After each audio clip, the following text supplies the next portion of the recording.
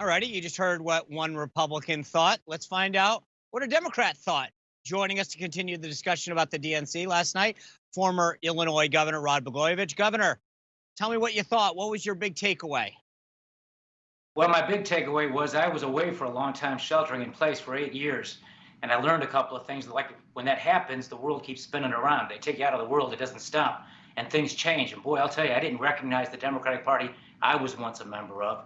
I still consider myself a Democrat, but a Democrat in the John F. Kennedy mold, not a Democrat in the Bernie Sanders mold. And it seems to me that today's Democratic Party has a conflict. In fact, the ideological soul of the party is now Bernie Sanders and socialism. And when he talked about the Democrats and embracing his ideas, and this now has become the mainstream of the Democratic Party, well, that's not a Democratic Party that I grew up in. It's not a Democratic Party that really represents the middle class and the vast majority of hardworking people who want to be able to have a chance to get ahead. Socialism has never succeeded. It's always failed. It's a philosophy of failure and a gospel of envy.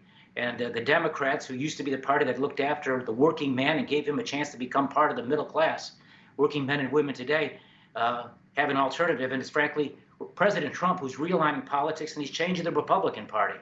That's also changed. The Republican Party of Donald Trump is not the Republican Party that I knew of when I left home 8 years ago. It's very different. And he's speaking to constituencies that I used to represent as a Democratic congressman and a Democratic governor, working people, men and women who go to work every day, who want to get ahead, who are supporting their kids, wanting to get to college, and they want a chance to move ahead in the race of life and enjoy the American dream by living a good, solid, middle class, upper middle class life, or even going beyond that and realizing their dreams. That Democratic Party I saw last night is not a party that promises dreams. It's a party that wants to just be angry and tear things down.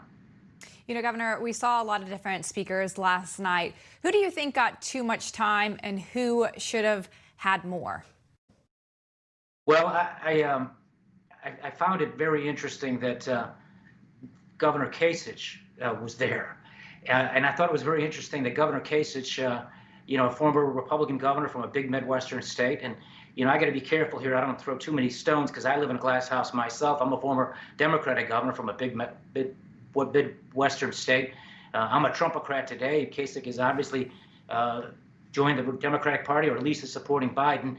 But what I found really striking about that was that he basically was saying his pitch was basically, don't be worried about the extreme left wing of the Democratic Party. In other words, don't be concerned about Bernie Sanders. And then right after he gets done speaking, Bernie Sanders gets up there and talks about how his philosophy, the socialist philosophy, is now the mainstream of the Democratic Party. So Governor Kasich was basically saying that Joe Biden is lying to Bernie Sanders, because Bernie Sanders indicated that he had full discussions with Joe Biden about his agenda, and the two of them are on the same page. I took that as something that I thought was very interesting, and it really kind of shows the divisions in the Democratic Party and how they're really not putting forth a unified message. They're trying to put together coalitions, and they're trying to appease that Bernie Sanders AOC wing of the party where all the energy is. That's their philosophical base, to try to keep the old constituencies of the Democratic Party in that tent, working people and African Americans who, frankly, because of Biden, the Clinton administration, and others, we saw jobs leave America, and we saw the mass incarceration of African American men, and it took a Republican, frankly, Donald Trump, to begin the process of rectifying those injustices. It's interesting you keep bringing this up. I thought it was something, what Bernie Sanders said last night, so intriguing. He said, when I talked about a lot of these ideas 4 years ago, they were considered radical. Now they're mainstream. That to me was sort of the signal that's the mainstream. I get your point, Governor, that this is not the party of John F. Kennedy anymore. This is the party that says all that socialism stuff, that's mainstream. But it was interesting. I mentioned to Lindsay at the top of the show that the ratings came out and they're now well in excess of half of what they were last cycle, down to 5 million people watching it over 3 of the major networks. Most conventions are an opportunity for the ticket to get a bump. Do you think that they're going to get a bump coming out of this convention? Well, if the convention ended today, I think they're going to not get a bump. It depends on what happens over the next several days. It is very different, and the circumstances are different. But if we can base an answer on one night, I would say no bump whatsoever. In fact, in my mind, I think middle America watches this, and I think middle America, with many of my fellow Democrats, are saying this is not a party that speaks to me, and I think they're going to express that on election day. You know, it's the vast middle that decides these elections. It's going to be people in places like in the battleground states, that vast middle.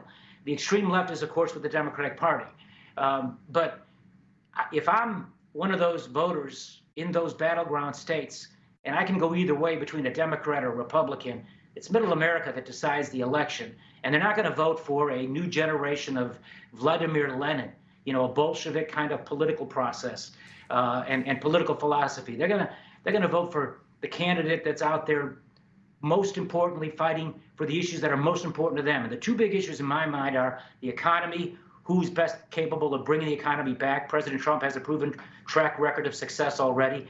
And then the other issue, which I think middle America is watching, and they're not really saying too much, the great silent majority, but they're seeing what's happening in places like Chicago and in Seattle and in Portland, Oregon. They're seeing the lawlessness and the chaos, and they're recoiling from it.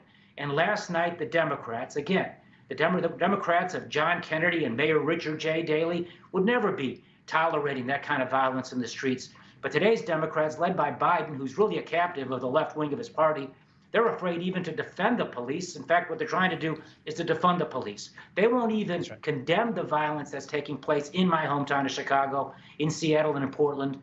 And I think that says a lot. So if I'm a middle the road voter in Pennsylvania and Ohio and other places across America, I'm seeing that Democratic Party, and I'm saying they don't speak to me. That's right. Governor, thank you for providing us your take. Look forward to touching base with you soon and seeing where we are, whether or not they got that bump or not. Thank you very much, Sean. Thank you, Lindsay, for having me. All right. Who were the winners and the losers from last night? And what are we expecting tonight? Our company's going to weigh in when we come back.